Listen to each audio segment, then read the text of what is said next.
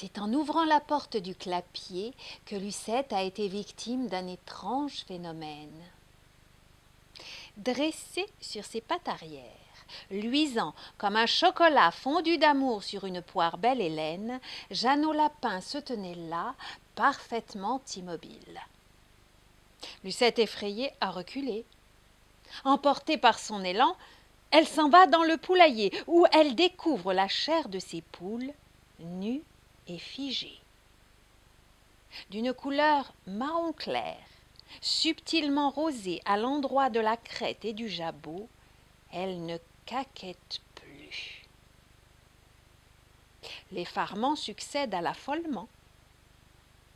De quels œufs ont bien pu naître ces poules? Mais de ceux-là même qui, dans le pré, arborent un nœud rouge au sommet de leur crâne. Ne sachant plus à quel sein se vouer, Lucette s'est réfugiée près de la mare. Allongée sur le côté, les petites carpes la considèrent d'un œil rond. Elles aussi sont touchées.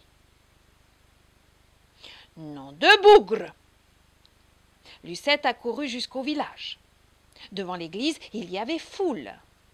On a sonné les cloches pour demander leur avis, mais à peine revenues d'un voyage à Rome, elles aussi avaient subi la métamorphose.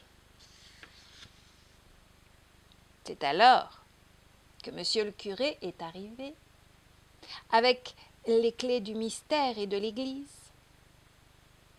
Nous étions le lundi de Pâques. La nouvelle se répandit comme une traînée de poudre de cacao. Une petite fille du nom d'Alice mordilla l'oreille dressée d'un lapin et s'évanouit de plaisir. Le nouveau maire, M. Fontaine, fraîchement élu et chaleureusement apprécié pour ce qu'il est, le pâtissier du village, se joignit à la foule de ses administrés.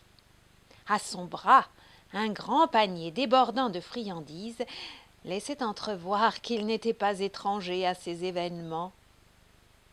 Il faisait beau, on était réunis, heureux d'être ensemble. Monsieur Fontaine émit alors l'idée d'un banquet. 3 agneaux qui passaient par là en firent les frais. On dressa les tables, et quand un étranger arriva, on l'accueillit d'autant plus volontiers qu'il était magicien. Il changea l'eau en vin et multiplia les pains qui venaient à manquer.